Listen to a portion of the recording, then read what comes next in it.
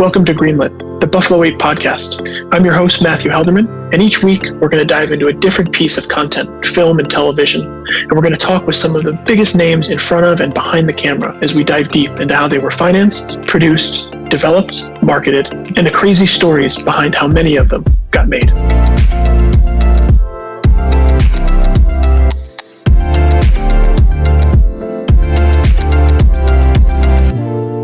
Welcome back to another episode of Greenlit. On today's episode, we're talking with Jeff Sackman.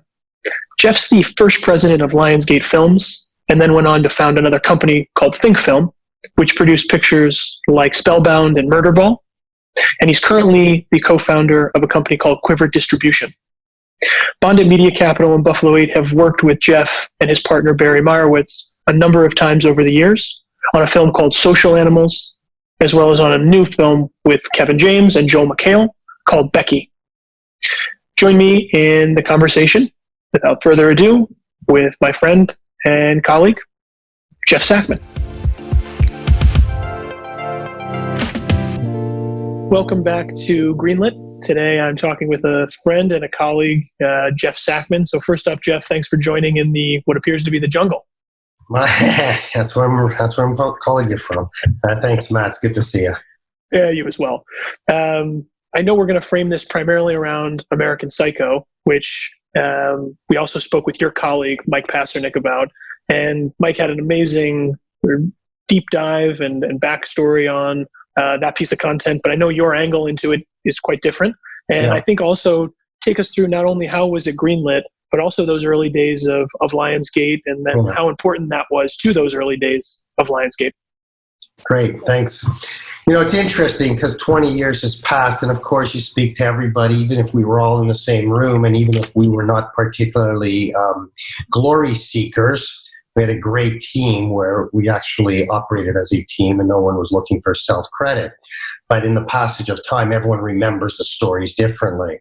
And if you look at some of the credits of American Psycho, you'll see different familiar names, Chris Hanley. And so Ed Pressman had the rights to the film or to the book and had been trying, for my recollection of the story is, and had been trying for a number of years to get it made. And it came across our desk, and Mike was head of production. I was running Lionsgate Films. Joe Drake was head of international, and we operated as a true partnership.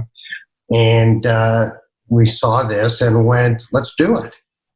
It just seemed like a no-brainer. And only over time did you realize what the backstory and all the stops and starts it had.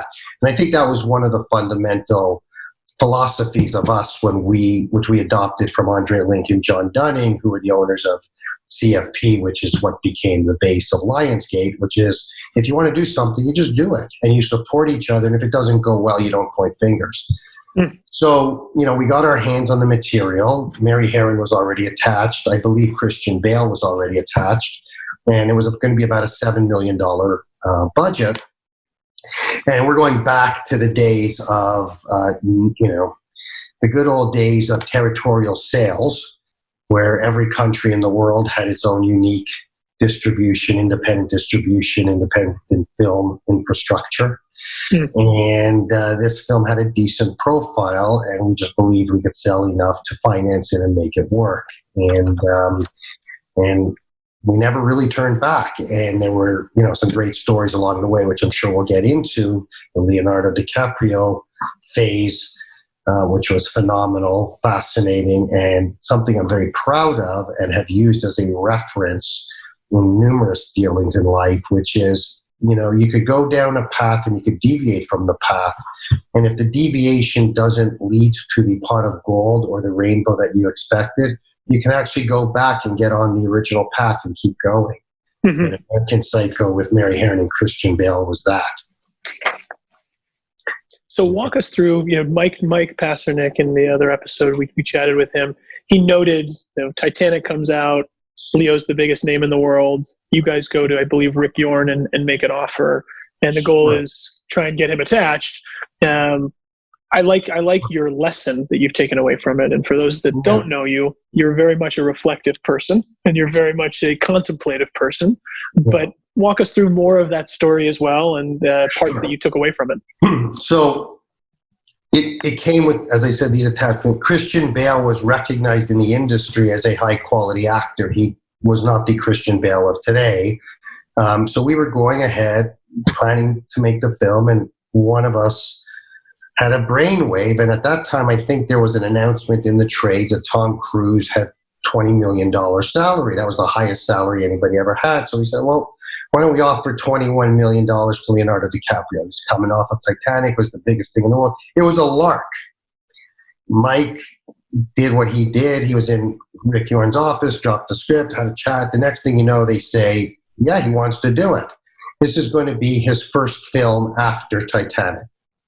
We go, and we had literally, this is probably 1997, and we had literally sold CFP into what became Lionsgate. Lionsgate had capital for a change and was this kind of cool happening indie company.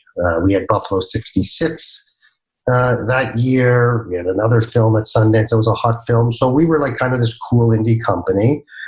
And we couldn't, of course, announce Leonardo DiCaprio. It was a whole to-do.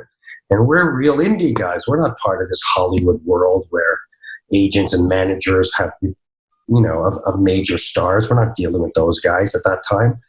So long and short, we go to Cannes.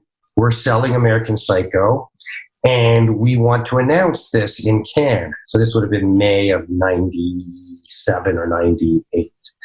And we needed all the approvals in order to make the announcement. We wanted to make the announcement at the beginning of the festival. So I remember the scrambling, going to see Rick Yorn and the back and forth with the publicist and the press release. And this was a pre-internet days.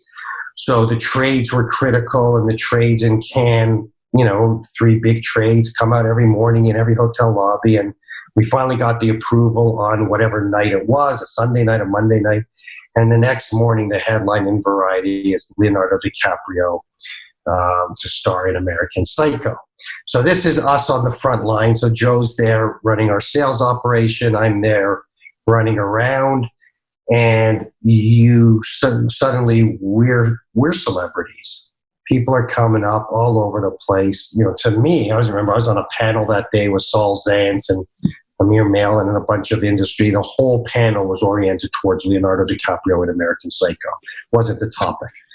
And while I'm doing that, Joe's sitting in his office fielding offers, which by the end of the day totaled $63 million. $63 million of foreign sales in one day. Japan, $9 million, Italy, $9 million, etc. $63 million, which is pretty much what the peak of a big film could do on a territory by territory basis. And that doesn't include North America. We said, we're not going to do anything in North America. We figured, we had a rough calculation that it would cost about $40 million to make the film with Leo's 21, et cetera, et cetera. So now that's May. We're exalting in all of our glory. Joe's taking his offers, signing the deals. And now we get back home, and you actually need to show up on set one day and start shooting. But now we're in Hollywood land. So Leonardo DiCaprio is not going to work with Mary Harron. Who's that? He wants to approve the director. And now the game begins. So 3-4 months of Mike running around, and it's Oliver Stone, and I forget who all the people were. In the meantime, we hear stories that not only is Mary pissed and upset, but Christian Bale had worked out for 18 months to get, and we've all seen what he's done with his body for roles, which is just staggering. And as you've seen in American Psycho, as it turned out. So anyway, so this thing is going on through the summer.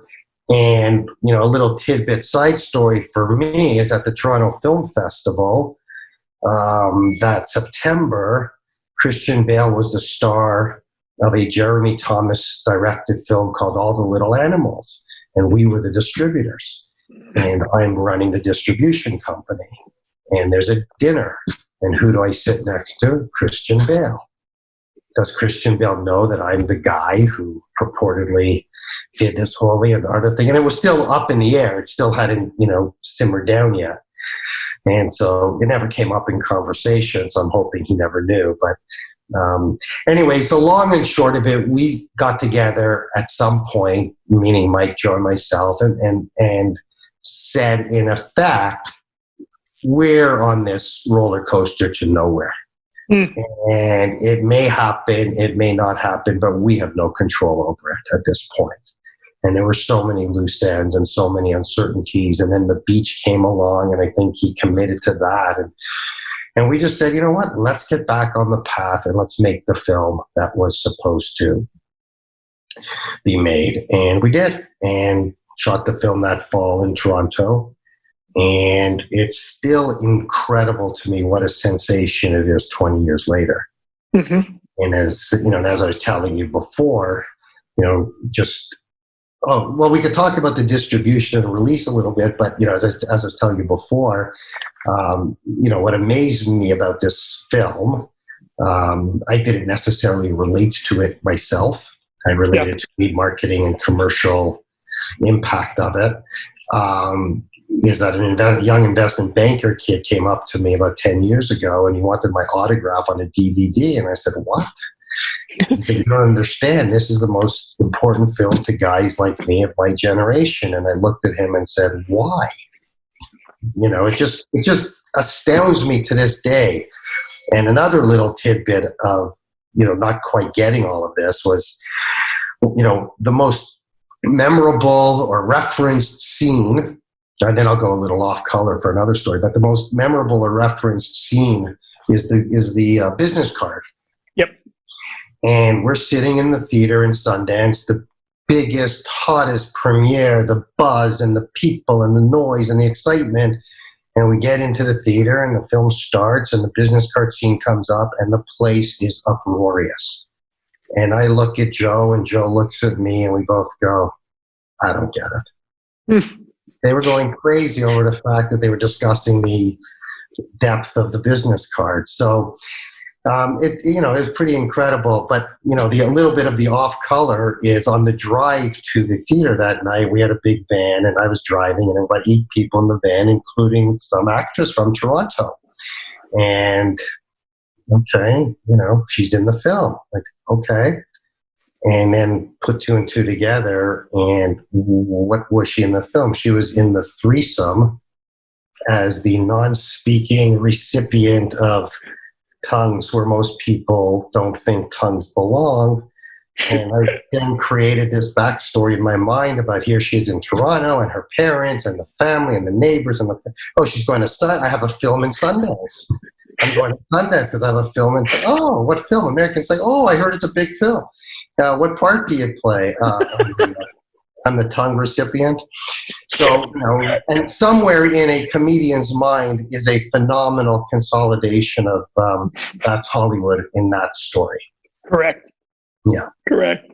Well, I love it. I mean, obviously, what year did the film come out? Was it 99 or is it 99? And 99. The day the film came out, so the buzz continued, right? And the film comes out and we get the afternoon grosses. And remember, we're a smallish independent company and we don't have big results on a regular basis. So when you get big results, you get excited.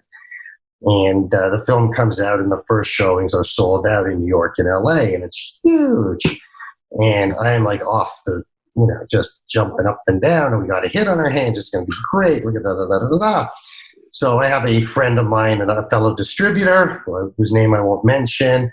And I call him up and, we're doing what we normally do. And it's like, this is going through the roof. This is unbelievable. Relax. It's New York and LA.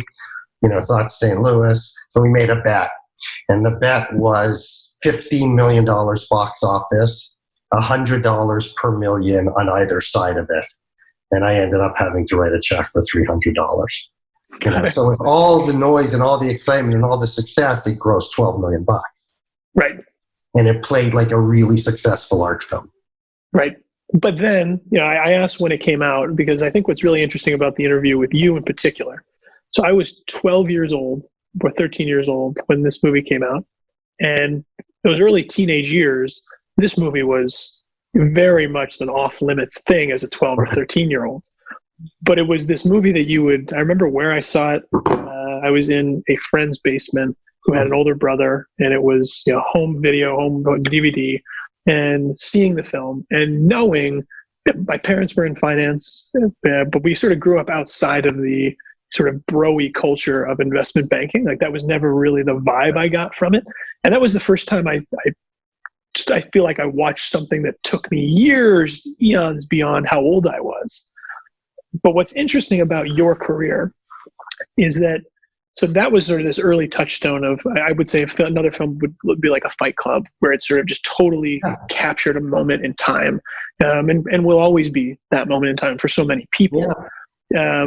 But then you were president of Lionsgate Films. Yeah. You then transitioned to Think Film.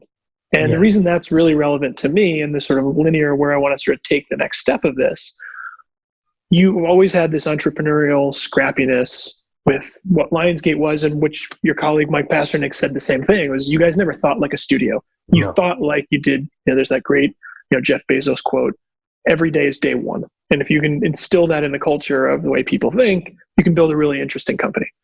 You go and do Think Film, and you did a movie, you did several movies there, but this film, Spellbound, which I doubt it's going to be this huge thing that tons of people listening or watching this are going to immediately recognize. I think you'd be surprised. It captured a different zeitgeist, and it's amazing how well known it is.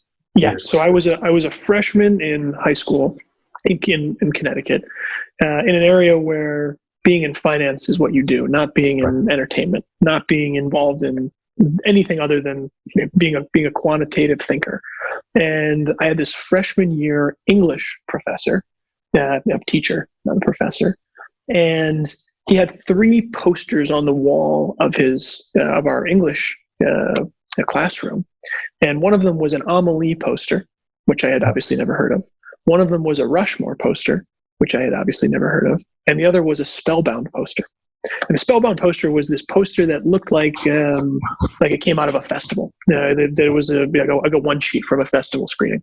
And he was really my introduction into, I loved music, and my parents were incredibly supportive about being into the arts and being into the history of it and the whole thing. But the idea to sort of dive into the subculture of the explosion of what was happening in independent content, your career really tracked that. And it's interesting that now, being friends with you and having worked with you, knowing that you were really a critical mover in that, first with Lionsgate, then into Think Film. How did that transition happen?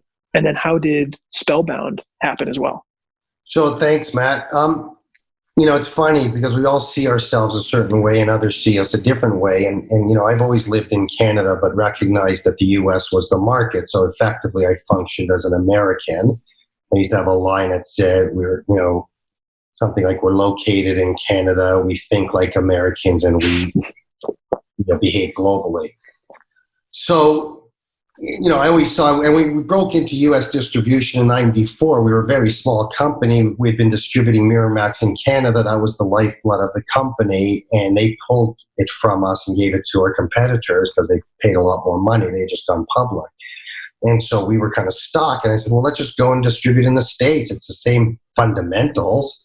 And over the years, we realized, and I did it a couple of times and doing it again now, that, having your head office operation in Canada to distribute in the States is a very economically sound and also ideologically sound approach to this business. You don't get people who are caught up in the non-business parts of the business. So a lot less partying and a lot less, silliness and quite frankly, a lot fewer places to go to get another job. You were never going to be a recipient of one of those tongues. No. Well said. So I was always kind of, because of my proximity and because I never bought into the, recognition that publicity is a form of value and a form of currency, and self-publicizing and self-aggrandizing was not my particular strength. People said to me back in those days that you're referring to, it's like, doesn't Mark Gurman work for you? Doesn't Tom Ortenberg work for you? Why do I read about them all the time and I don't read about you? And I was like, it's just not my thing. So, and again, it's all like, it's you can look back and say should have, could have done things some differently, but very comfortable doing it the way I did. Stay out of the mainstream in living in Toronto, operate in the territory that is the most lucrative in the United States, manage it like a business, manage your costs, etc. So Lionsgate changed. John Feldheimer and Michael Burns effectively took it over, and they were great to me. And they made me a couple of wonderful offers to come down to the States and to LA, or to take over the Canadian operation and joint venture it with them. And both of those may have been okay, but I wanted to do my own thing. And so I had the opportunity to start Think Film. And the idea of Think Film was just to be another scrappy independent, with the motto effectively being, we do not have the capital to compete for advertising, for bigger movies. We have to have the smarts to compete by, what I just used to call cutting through. And so it's edgy films that generate publicity in and of themselves.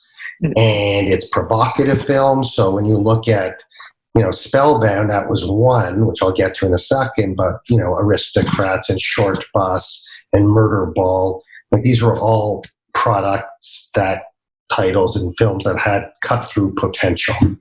And, and I'll use your question about Spellbound and sort of balance it with Murder Ball. So Spellbound was playing at the Toronto Film Festival. We were just starting the company. It was 2001. It was our first festival, and we saw it and liked it. And I don't remember what we paid for it. I'm sure it wasn't much. There was no big documentary. It sort of launched the docs as a regular, normal theatrical film. Yeah. And Spellbound played like an intense edge-of-your-seat drama, even though it was based on a knowable outcome. But it was just put together in such a fantastic way, and there's been numerous films that have followed that format subsequently. So we didn't know that we had anything special. It just was a pure word of mouth, kept on getting better and bigger, and ultimately grossed like $5-6 million. But it really put not only us on the map, but we then determined to go into the doc business in a more meaningful way. And with a mixed bag of results. One of my favorite reference stories is Born into Brothels, which won the Oscar for Best Picture, which was a great documentary. And it had as a sub-theme photography. The woman who planted herself in the brothel world, why would anybody from the first world want to do that with their time is beyond me. The conditions were so horrific. But she was a photographer and decided to spend 7 years of her life and ultimately got the Oscar. So we're marketing the film. It goes out, it does what it does, and we're doing in the DVD time. And we do a deal with Ritz Cameras, which was the biggest chain of camera stores, 1,300 stores. There's a photography theme to this movie. It won an Oscar. At every Ritz camera store, there was a 12-pack by the cash register. And we had a deal with them. They would stay up there. They would only pay what sold. They would stay up there for 12 weeks. So we needed to sell one copy per store per week. And we took back 2/3 of the units. Wow. So that really hammered home the idea of theoretical marketing versus practical consumption. Right. And, it's like, we got the photography stores. It's the only DVD in the store. It's only $20. You're buying a $500 camera. We sold 1/3 in 12 weeks. Yeah. So that's an aside. So Spellbound was a great experience. Murder Ball was a great experience with a devastatingly not great outcome. Because that documentary might have changed the world in so many positive ways, and something just didn't click. So this would be an example. You could do everything right, and the forces that be conspire against you, and the forces are not physical forces. Murder Ball, we did perfect on every front. Saw 4-minute clip of the film. They needed another $400,000 to finish the movie. Very dedicated filmmaker, been doing it for 2 years, running around the world, ran out of cash. We did the deal. We gave them $400,000 overnight. We sold it to A&E for $350,000. So we were nicely covered. The film gets finished. It's phenomenal. Seat of your pants, gripping, similar format to Spellbound in that there's a contest that you root for, and it's a historical known outcome, and it doesn't actually matter. And we play the film at Sundance, but we did a brilliant marketing stunt first, which is we showed it to all the volunteers 2 or 3 days before the festival started. So as people were coming in, all anyone was talking about was Murderball.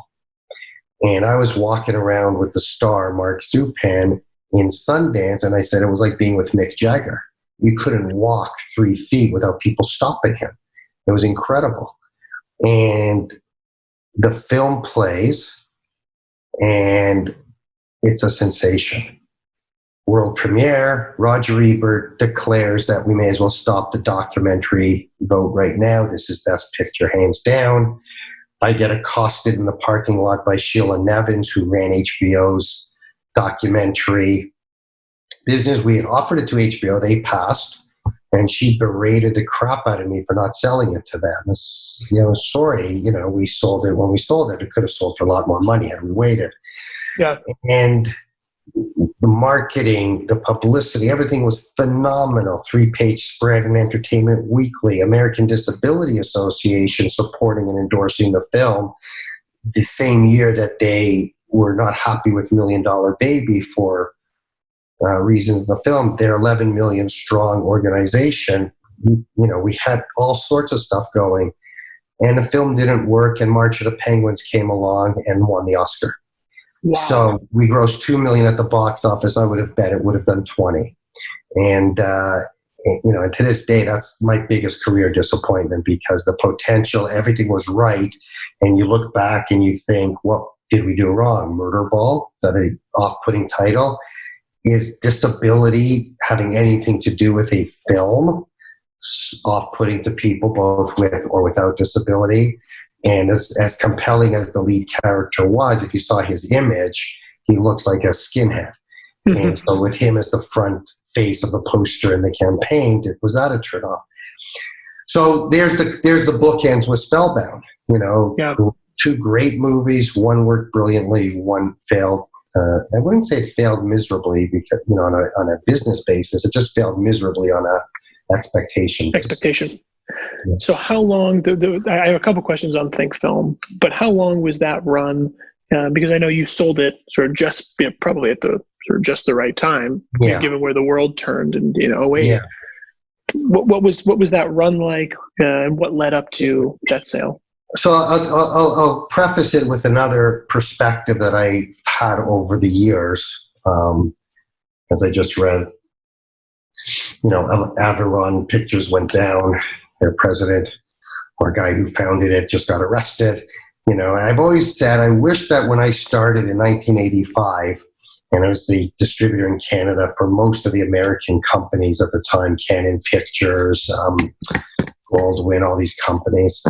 And I remember thinking it would be interesting to have a chart of distribution companies in the States that when did they start, how long did they go, and when did they end. And I think that list today, from the time I started, would be 150 long. Goldwyn is still around. Sony Classics wasn't then, it was Orion Classics. But it's incredible how many companies come and go. And if you wanted to take it, if you and I were sitting in your office chatting the way we do, and wanted to imagine how much money went through all of these distribution companies and disappeared into the great unknown. So, so Think Film, was another undercapitalized company. It's almost impossible to be properly capitalized. You either, you just have to have either access to a lot of money and you piss it away, or you stay really small. There was a company called Strand Releasing. I remember they were around for quite some time. They may still be. I think they still are. Yeah. Yeah. So small, niche, operate from self-generated revenue and just stay at that level. Then you could possibly exist. I think Roadside Attractions is a very impressive, sustainable story. Yep. And it's a testimony to the guys who run it and how they run it. They just stay within your lane. So Think Film, we had ambition, and part of it I think is reflects my views on life. But I'm an entrepreneur.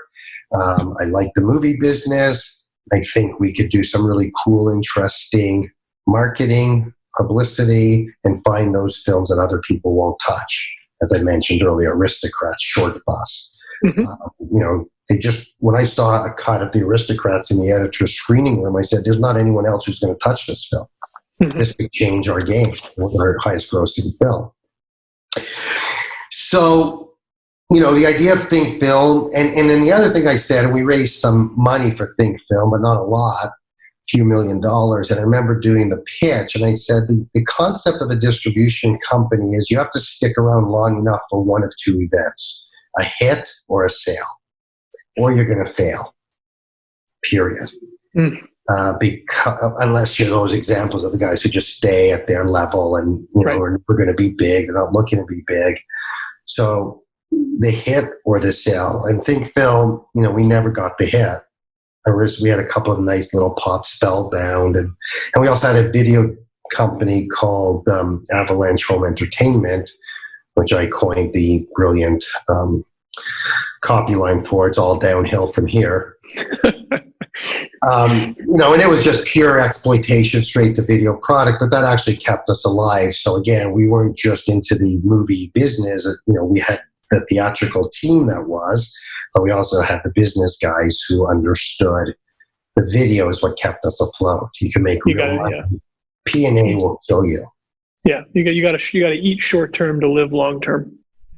Perfect. So that was the philosophy, and we set it up right from the beginning. And the other thing is, I Think Film was set up as a build it to sell it concept from day one, because you can't sustain. I just have that chart in my head. If it was ever created, if all those companies could only last 2 years, 3 years, 5 years, 10 years, and collapse, you can't sustain. Right. Miramax was on the verge of collapse, and they sold to Disney. Right. Right. So they were the best. New Line couldn't sustain. They sold to Turner, which ultimately became Warner's. Right. So it's, October Films, Artisan, nobody could sustain, no matter how big they looked in the industry. Right. No matter, how fancy the rooms they took at Cannes or Milan or wherever our festivals took us. So, it's a tricky business. Startup costs, overhead costs, acquisition or production costs, marketing costs, all against some unknowable revenue stream. So Think Film, did what it set out to do, either get a hit or get sold. So, after 5 years, we just said, feels like the right time. And what people didn't understand, and the people on the board, we had a couple of financial institutions who had backed us, and our numbers were not glowing from a financial institution perspective. And I said, it's not about that, it's about the platform. And we've built this platform. We have a cool brand. We're known for doing cool stuff. Somebody could take this platform and do more with it. And to be very honest, I thought there would be much greater interest than there was. We did have a couple of offers, but ultimately the best offer was to this rather unpleasant individual named David Bergstein, who was looking to build a international mega company using Wall Street money, which, was interesting for me to see how that game was played. And this was in 2006. And when the collapse happened in 2008, you realized that it was just moving. Like I said, I just learned a whole lot about my experience from when the world collapsed in 2008. So it wasn't real. It was just using money. People with money needed to deploy money. People with somewhat questionable ethics who knew how to extract that money from those who had to deploy it. And luckily, and people said to me, actually, knowledgeable, good people said to me, you can't do business with this guy. You can't sell him your company. And I said, well, if the check clears, I'll stay in business with him according to my agreement. And if it doesn't clear, we'll just get back on that path that was there before. And the check cleared. 10% was held back. And 5 days before that holdback money was supposed to come out, he sent a letter to the trust company and said they've committed fraud and misrepresentation, and that money got frozen for a 3-year legal battle, which we ultimately got because, as I like to say, I was hoping it would end up in court because all I wanted to do is say, the owner of the company accused me, the CEO, of fraud and misrepresentation, and I continue to work there and I continue to have check signing authority. Right. That would have been the end. I just wanted to testify along and just to say nothing else. I love it. Right? Well, there's a New York Times article that we read in preparation for chatting with you today that referenced Think Film, saying that the alumni of your team there went on to become these incredible forces throughout the industry. And what was it about that company? What was it about that time? People that are all over the place now doing awesome things. Curious on your thoughts on that. Well, I think it's great. And again, I think we had a culture, Andre Link, who is my mentor and had the company called CFP, which I joined and grew. And then we ultimately sold it to what became Lionsgate. He never coined it this way. He described it this way and I coined it. And it was a horizontal org chart as opposed to a pyramid org chart. So I never felt that anybody was above anybody else. We all existed on a horizontal plane and everybody had specific responsibilities along that plane. Some of my responsibilities were consistent with that of the person who sits on top of the pyramid chart, work structure. But you don't want to use that if you don't have to. I never wanted to be anybody's boss. I hate the term boss. I hate hierarchy. I hate formal structure. I like putting together a group of people who all like hanging with each other and want to accomplish a common goal. And either that came through in who we hired, or they bought into it, or it was just in the ethos. But effectively, that was it. And Daniel Katz, who went on to start A24 after leaving us and spending 5 years at Guggenheim, I think is the best example of that. And his sidekick is David Finkel, and other people that work for us work there too. And, you don't read a whole lot about Daniel Katz in the trades. He's not promoting himself. It's just let the company do what it does and achieve great things. And I think what they did, which is really impressive, is they had access to capital. But it was the same philosophy, which is find cool, edgy films that we could target, and we could do it differently than how everyone else is doing it, which is throwing a lot of advertising money. Years ago, as a quick aside, if this was a marketing one, I used to say I never understood newspaper advertising because we're paying in the art film, independent film world. In the studio world, it makes sense. We're paying the same line rate and hoping 1 out of 1,000 people go. It's such an ineffective path to our customers. Right. And we just did it like lemmings. And so, I think one of the cool things that A24 has done is they don't do that. They target. Now, again, we didn't have the same opportunity in those days. But so I think it's pretty cool, that also the Lionsgate alumni, Joe Drake and Tom Ortenberg and all these guys. And I think a lot of it was the same thing. We never, Mike Pasternak, we never functioned in a strict, traditional hierarchical way. It was just do cool stuff without ego as much as possible, and be fair, be reasonable, be sensible. Yeah, and I think it's kind of nice to see that. Yeah. Well, I know you have a hard out here in a couple minutes, so I just want to ask maybe 1 or 2 more things. Sure. You've now reinvented yourself yet again, which you've done several times in your career, which is awesome. and you have a new company, Quiver, with your colleague Barry Meyerowitz. Yes. You've worked with Barry a bunch over the years, and you've both had these awesome multi-chapter stories. Yeah. You see another opportunity, another market lapse, another area to take advantage of? So it's an interesting time. So Barry had a company so after I sold Think Film, I basically went on my own for about 8 years, and that's when I met you. Working out of my house, just doing deals, helping producers put financing together, setting up worldwide sales and other similar type things, activities. And I was on a lot of boards. Barry's was called Phase 4. And ultimately, he sold to E1, and he became the head of E1's. I was on the board. It's a cute story, actually. I was on the board because we were friends. And one day he said to me, I want you to join the board. And I said, okay. And he said, but I want to pay you so it'll seem like a regular thing, like a real job, not just as a friend. I said, okay. And he goes, how much do you think? I said, I don't know, $5,000 a month. Because I was thinking more like $1,000 a month. I said, okay.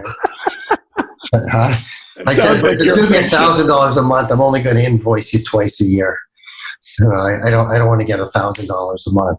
So, so I went on his board, and we're just good friends. And then I was doing my own thing, and he sold to E1, and he did not like I'm just a cog in this bigger machine, and they didn't endorse what he thought was capable. And again, their primary agenda was not independent films. And so after a couple of years, I said, let's just do this together. Let's just do more of what I'm doing. And timing is everything. The world changed. Netflix went from licensing more to manufacturing more. Sony worldwide was a big customer of mine and sold them a lot of films. We did a lot together, and all of a sudden they were doing a lot less of that, which is a whole other podcast about the ripple effects of the evolution of Netflix. Sony's output deals worldwide were curtailed somewhat by Netflix's evolution, which rendered their interest in my type of product somewhat less. So we started to just sort of help put productions together. First year we did 11. Then we came up with this idea for Quiver Capital, which is to lend against Netflix and Amazon and Hulu and Showtime paper so that producers don't have to wait 2 years to get paid. We offered more competitive rates than some of our colleagues doing similar things. And so we started that business. And then Barry always wanted to do the distribution business, which is essentially the premium video on demand. We don't want to go back into the theatrical business other than as a support mechanism for VOD. We think there's a attractive moment of opportunity. It's going to become much more challenging given the flow of new product, but product gets manufactured somehow, and it needs to find its way to consumers. And there's a number of companies who are effectively doing the same thing: Vertical, Grindstone, Saban, Screen Media, RLJ. It's all basically the same thing. It's not overly complicated. What's complicated is hitting the marketing right. And you saw the headlines, Capone with Tom Hardy, just did an amazing run this weekend. We have a great film coming out called Becky with Kevin James that hits 2 weeks from today. But our little marketing twist is that the drive-in theaters are going to play this film like a major league first run release because it has drive-in written all over it. The drive-ins have been getting a lot of noise. We say, we've got this film. We could just put it out in a couple of screens as people do. But let's go bigger. So you're going to read articles in the next couple of weeks about the biggest drive-in release, first run drive-in release ever. So we're going to continue to do that. We were looking to get involved in pre-buying rights so that we could help the films get made and then control its destiny. And so that's a distribution run. And then we started another Quiver company just a couple of weeks ago called Quiver Entertainment, which did a business deal that you would also find interesting on a whole different level. And it's just it's film and TV product. But we bought a pile of assets out of a bankruptcy of a company called Q Media, which has got, a bittersweetness to it because it's really sad to see. But we took advantage, we dove in, and we acquired these rights, and now we're going to exploit those rights and decide what to do, whether it becomes another platform for doing more and different things. So we're active and reinventing all the time, and very proud of being able to continue to do that. And hopefully one day there will be another American Psycho on my resume, because it's tough to think that, your crowning glory is 20 years old. Well, I mean, look, I think film is a crowning glory, and being able to constantly stay relevant in this business. Yeah, I mean, I'm only 32 years old, but I can say I feel like I'm already on multiple chapters down the road because of how fast this industry is moving with technology. Well, I'm always very proud of you, Matt, and I think you're going to continue to do great because you've got the right attitude and philosophy, and that's a core ingredient that you can't learn in school. Jeff, thank you again for carving out the time. I know you've got to jump to a call. Yeah. Have a great weekend, and we'll catch up soon. Thanks, Matt. Take care, man. Thanks, Jeff. Thank you all for listening to another episode of Greenlit, the Buffalo 8 podcast. For financing questions, feel free to contact us at Bondit Media Capital at info@bondit.us. For production, development, and distribution questions, feel free to contact us at Buffalo 8. info@buffalo8.com. We'd love to hear from you and hope you'll continue listening to the podcast episodes ahead.